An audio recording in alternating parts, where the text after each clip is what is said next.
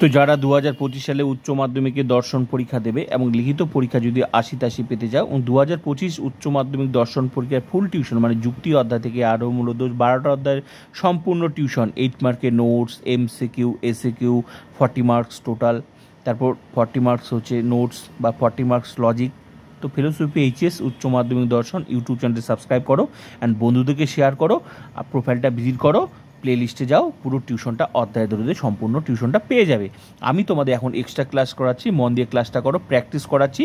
তো আমি তোমাদের আগেও বলেছি আমার কিন্তু ফুল টিউশন কিন্তু কমপ্লিটের পথে, মাত্র আর 2টা অধ্যায় থেকে নোট বাকি আছে, মিলের পরীক্ষামূলক পদ্ধতি থেকে নোট আর আরোমূলক দোষ থেকে হলে সমস্ত টিউশনটা কমপ্লিট। মানে MCQ SAQ কমপ্লিট হয়ে গেছে আমার, 40 মার্কসের কমপ্লিট হয়ে গেছে, লজিক পুরো টিউশনের লজিক কমপ্লিট হয়ে গেছে। কোন অধ্যায় লজিক বুঝতে পারছো না, কোন অধ্যায় নোট বুঝতে পারো না, পুরোটা দেখে নেবে, ঠিক আছে, প্লে লিস্টে গিয়ে। আর অবশ্যই বন্ধুদেরকে শেয়ার করবে আর লাইক করবে, ক্লাসগুলো সবাইকে করার শেয়ার করে লাইক করবে, শেয়ার করে সবাইকে ক্লাস করার সুযোগ করে দেবে। আমি তোমাদের এখন এক্সট্রা ক্লাস করাচ্ছি, ফুল টিউশন কমপ্লিট হয়ে গেছে। আমি বারবার করে বলছি এক্সট্রা ক্লাস কেন করাই, কারণ এক্সট্রা ক্লাস এই জন্যই করাই যে প্র্যাকটিস দরকার আছে, একমাত্র লজিকের প্রশ্নগুলো ঘুরে আসছে। তো কীভাবে ঘুরে আসবে তোমরা দেখো। তো চলো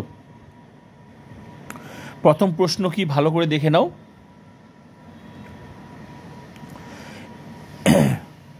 দেখো, সব সব সব নয়ার্থক বচনের কোন পদ ব্যাপ্য?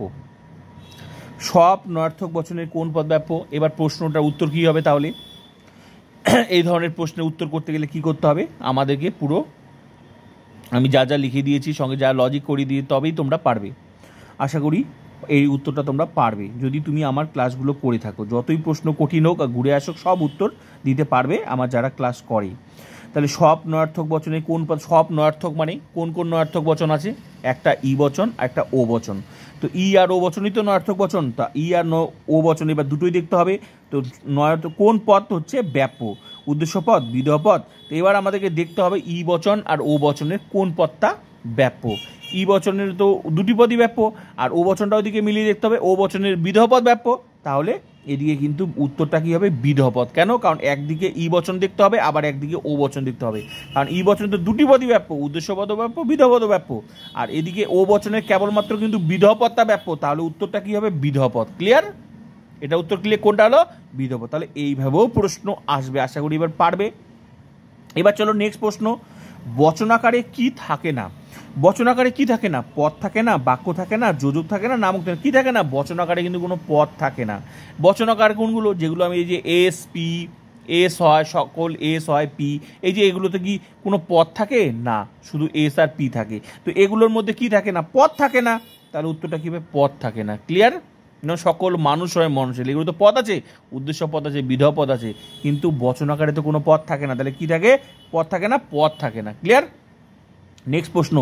যা সত্য বা মিথ্যা হতে পারে তাকে কি বলে? বচন, বাক্য, পদ, যোজক। কি বলে? আশা করি বুঝতেই পেরেছো। এগুলো আমি তোমাদেরকে শিখিয়েছি। আমি একটা কথা বলছি, আমি এখন যে কোনো প্রশ্ন তোমাদের প্র্যাকটিস করাচ্ছি, ঠিক আছে? তো এইভাবে যে কোনো অধ্যায় প্রতিদিনই ক্লাস চলছে, প্রতিদিনই প্র্যাকটিস চলবে, ফুল টিউশন যেহেতু কমপ্লিটের পথে, ঠিক আছে? তো যা সত্য বা মিথ্যা তাকে কি বলে? বচন বলে, ঠিক আছে? নেক্সট, বচন মাত্রই, তাহলে যা সত্য বা মিথ্যা হতে পারে তাকে কি বলে? বচন বলে। কেন? আমরা জানি বচনই একমাত্র সত্য হয় বা মিথ্যা হতে পারে। ওই জন্য বলছিলাম বচনের ধর্ম কি? সত্য বা মিথ্যা। মানে বচনটা অ্যাজ এ লজিক হিসাবে, যেমন আমরা যদি বলি যে সকল মানুষ হয় চোর, সত্যি কি সকল মানুষ চোর? তাহলে বচনের এখানে বচনটা কি? বচনটা মিথ্যা। তারপর যখন আমরা বলি সকল মানুষ মরণশীল, এটা কিন্তু সত্য। বোঝা গেল? তো এইটাই হচ্ছে বচনের সত্যতা আর মিথ্যাত্ব। তাহলে বচন কিন্তু সত্য মিথ্যা হতে পারে, আর যুক্তি কিন্তু অবৈধ অবৈধ হয়। এটা আমি তোমাদেরকে আগেও লিখেও দিয়েছি, আশা করি বুঝতে পেরেছো তোমরা। ক্লিয়ার? নেক্সট প্রশ্ন। বচন মাত্র কি হয়? বচন মাত্রই কি হয়? বচন মাত্রই সত্য হয়। নেক্সট প্রশ্ন। বচন মাত্র কি হয়? সত্য হয়। ঘুরে ফিরে একই অপশন যেভাবে আছে সেভাবে বচন মাত্র কি হয়? সত্য, মিথ্যা, আপতিক, অবশ্যিক। এখানে কিন্তু বচন মাত্রই কি হয়? বচন মাত্রই কিন্তু সবসময় যে সত্য হয় তা নয়, সত্য হবে, মিথ্যা হবে, দুটি হবে। কেন? বচন কিন্তু ধর্ম কিন্তু সত্য বা মিথ্যা দুটো হবে। এখানে অপশনটা একটু ভুল আছে, ঠিক আছে? আশা করি এই ধরনের প্রশ্ন পরীক্ষা দেবে না। তা তবুও তোমাদেরকে বলে রাখলাম বচনটা কিন্তু সত্য হবে, মিথ্যা হবে, দুটিই হবে, ঠিক আছে? এখানে অপশনটা উভয় হতো। নেক্সট প্রশ্ন। নেক্সট প্রশ্ন। রাম না এলে শ্যাম যাবে। তার মানে রাম না এলে মানে এই কথাটা একটু ঘুরিয়ে আছে। যদি রাম না এলে শ্যাম যাবে, এটি কিরূপ বচন? প্রাকল্পিক বচন, বৈকল্পিক বচন, নিরপেক্ষ বচন, অর্থহীন। কোন বচন? প্রাকল্পিক বচন। যদি রাম আসে তবে শ্যাম যাবে, এই ব্যাপারটা এরকম দাঁড়াচ্ছে, ঠিক আছে? তাহলে এটা কোন বচন? যদি তবেগুলো কি থাকে, এর প্রশ্ন একটু ঘুরিয়ে আছে। এটা আমরা প্রাকল্পিক বৈকল্পিকে আমি তোমাদেরকে শিখিয়েছি লজিক ক্লাস করার সময়। এমসিকিউ এসিকিউ তো লিখে দিয়েছি। আমি একটা কথা বলছি, পরীক্ষায় দু ধরনের প্রশ্ন আসে, একটা যা লিখে দিয়েছি সেগুলো, আর একটা হচ্ছে লজিকের প্রশ্ন। আর লজিকের প্রশ্নের উত্তর করতে গেলে তোমাদেরকে লজিক ক্লাস করতেই হবে। যতই আর লজিক প্রশ্ন যে কোনো প্রশ্ন আসতে পারে, সেটা লজিক ক্লাস করলে তবেই তোমরা বুঝতে পারবে। সেই জন্যই তো আমি তোমাদের এক্সট্রা ক্লাস করাচ্ছি। আশা করি বুঝতে পেরেছো। তাহলে এটা কোন বচন? প্রাকল্পিক বচন। নেক্সট প্রশ্ন,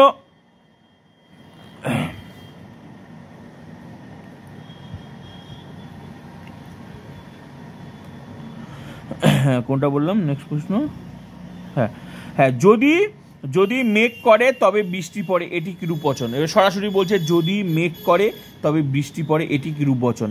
এটা হচ্ছে প্রাকল্পিক বচন, বৈকল্পিক বচন, সরল বচন, আপতিক বচন। যদি মেঘ করে তবে, তা যদি তবে সরাসরি দিয়েছে, আশা করি বুঝতে পেরেছো। এটা কোন বচন? যদি তবে কোথায় থাকে? প্রাকল্পিক বচন। ক্লিয়ার? নেক্সট প্রশ্ন, শরৎচন্দ্র কবি অথবা ঔপন্যাসিক। এই যে শরৎচন্দ্র কবি অথবা ঔপন্যাসিক, এটি কিরূপ বচন? প্রাকল্পিক বচন, বৈকল্পিক বচন, সরল বচন, আপতিক বচন। কিরূপ বচন হবে? অথবা দেওয়া আছে, তাহলে হয় অথবা থাকলে কি হয়? আশা করি বুঝতেই পেরেছো, অপশন দেখে বুঝে যাবে এটা বৈকল্পিক বচন। কেন? কারণ একমাত্র বৈকল্পিক বচনটাইতে কিন্তু হয় অথবা দেওয়া থাকে, প্রধান আশ্রয়বাক্য আমি তোমাদের যেগুলো শিখিয়েছি। আশা করি বুঝতে পেরেছো। এই জন্য বলছি, যারা এই আমার এই প্রশ্নের উত্তরগুলো মাথার উপর দিয়ে যাচ্ছে তাদেরকে একটা কথা বলছি, আগে মেইন ক্লাস করবে। মেইন ক্লাস মানে মেইন টিউশন, মানে মেইন বিষয়বস্তু, main logic, main note, main MCQ SCQ, main লজিকগুলো করবে, তারপর এক্সট্রা ক্লাস হচ্ছে প্র্যাকটিস। এই জন্যই বললাম যে মেইন টিউশনটা দেখে নেবে। মেইন টিউশন যদি তুমি পড়ো, যদি তোমার একদম মানে খুব একদম মেইন টিউশন পড়ে যদি তুমি বুঝে যাও, তাহলে তোমার কাছে এক্সট্রা ক্লাসগুলো জলের মতো সোজা হবে আর বুঝতে সুবিধা হবে। এই জন্য মেইন টিউশনটা দরকার, তারপরে এক্সট্রা ক্লাস।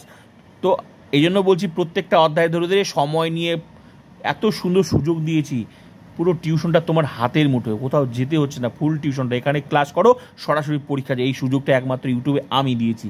তো প্লিজ ক্লাসগুলো করো, আমি গ্যারান্টি দিয়ে বললাম, কেউ আটকাতে পারবে না। যে কোনো অধ্যায়ের এই যে প্রশ্নগুলো সলভ করাচ্ছি, যে কোনো অধ্যায়ের প্রশ্ন থাকবে, ঠিক আছে? তো প্রতিদিন আমার এক্সট্রা ক্লাস চলবে, আর মেইন ক্লাসও চলছে সঙ্গে। মাত্র 2টা অধ্যায় নোট বাকি আছে, মাত্র 2টা অধ্যায়। হ্যাঁ, কোনটা বললাম? আশা করি বুঝতে পেরেছো। তাহলে এটা কি হবে? শরৎচন্দ্র কবি অথবা ঔপন্যাসিক। এটা কোন বচন হবে? বৈকল্পিক বচন হবে। নেক্সট প্রশ্ন, সকল মানুষ হয় মরণশীল জীব, এটি কিরূপ বচন? তাহলে এই যে সকল মানুষ হয় মরণশীল, এটি কিরূপ বচন? প্রাকল্পিক বচন, বৈকল্পিক বচন, যৌগিক বচন, নিরপেক্ষ বচন। আশা করি বুঝতেই পেরেছো। এটা কিন্তু আমাদের নিরপেক্ষ বচন করতে হবে। কেন? কারণ এই বচনগুলো তো নিরপেক্ষ বচন, প্রাকল্পিক বচন বৈকল্পিক বচন হবে না। কারণ প্রাকল্পিক বচন হতে গেলে তো যদি তবে থাকতে হতো, বৈকল্পিক বচন হতে গেলে তো হয় অথবা থাকতে হতো। আশা করি যে বুঝতে পেরেছো। আর তাহলে এটা কোন বচন? এই ধরনের বচনগুলো কি বচন? আশা করি বুঝতে পেরেছো, নিরপেক্ষ বচন, যেগুলো আমরা বচন অধ্যায়ে ক্লাস করেছি। ক্লিয়ার? বৈকল্পিক বচনের অঙ্গ বাক্য দুটিকে কি বলা হয়?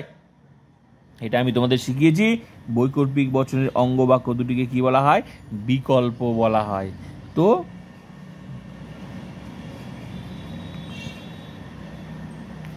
হ্যাঁ, এবার নেক্সট প্রশ্ন দেখো, বৈকল্পিক বচনের, আশা করি বুঝতে পেরেছো, বৈকল্পিক বচনের অঙ্গবাক্য দুটি মানে এই যে হয় অথবা দেওয়া থাকে। এই যে তোমার এই যে এখানে দেখলে এই যে অথবা, এই যে আর যেমন যদির পরে অংশকে আমরা কি বলতাম? পূর্বগু বলতাম প্রাকল্পিক বচন, তবের পরে অংশে কি বলতাম? অনুগু বলতাম। কিন্তু সেটা কিন্তু বৈকল্পিকে বলা হয় না, ওগুলোকে এই হয় অথবা অংশগুলি এখানে কি বলা হয়? বিকল্প বলা হয় অংশগুলিকে। ক্লিয়ার? আশা করি বুঝেছি। এটার উত্তর কি হবে তাহলে? বিকল্প। লাস্ট প্রশ্ন হচ্ছে, বৈকল্পিক বচনের অঙ্গ বাক্য দুটি কিরূপ শব্দের দ্বারা যুক্ত? কিরূপ শব্দ? যদি তবে, হয় অথবা, যদি এবং কেবল। কোনটা? বৈকল্পিক বচন কিরূপ শব্দ দ্বারা যুক্ত থাকে? বৈকল্পিক বচন হয় অথবা। যদি বলতো প্রাকল্পিক বচনের অঙ্গ বাক্য, প্রাকল্পিক বচনের দুটি কিরূপ শব্দ দ্বারা যুক্ত? তাহলে যদি তবে। ক্লিয়ার? আশা করি বুঝতে পেরেছো। তো এই হলো আজকে তোমাদের এক্সট্রা ক্লাস। তো এইভাবে প্রত্যেকটা অধ্যায় থেকেই আমার এক্সট্রা ক্লাস চলবে। মেইন ক্লাসগুলো করে নাও। এক্সট্রা ক্লাস আমি গ্যারান্টি দিয়ে বললাম, পরীক্ষায় তোমাকে যতই প্রশ্ন ঘুরিয়ে আসুক কেউ আটকাতে পারবে না, সমস্ত প্রশ্নের উত্তর দিতে হবে। আর লজিক কোন অধ্যায়ে পারছো না, কোন অধ্যায়ের নোটস কোনটা আসবে সব লিখে দিয়েছি। মাত্র বললাম যে 2টা অধ্যায় আর মাত্র বাকি আছে, 2টা 8 মার্কের নোট হলেই ব্যাস তোমাদের ফুল টিউশন কিন্তু কমপ্লিটের পথে। আর এক্সট্রা ক্লাস করবে, আমি গ্যারেন্টি দিয়ে বললাম ফিলোসফি তোমাকে কেউ আটকাতে পারবে না, লজিক মুখস্থ বলে কিছু থাকবে না, সব এমনি দেখা মাত্র প্রশ্ন দেখবে উত্তর করবে, প্রশ্ন দেখবে উত্তর করবে, প্রশ্ন দেখবে এরকম উত্তর করবে। তো প্লিজ লাইক করো আর প্রতিটা ক্লাস করো অধ্যায় ধরে, প্লিজ শেয়ার করো বন্ধুদেরকে, সবাইকে শেয়ার করে ক্লাসগুলো অধ্যায় ধরে সম্পূর্ণ টিউশনটা করে নেবে।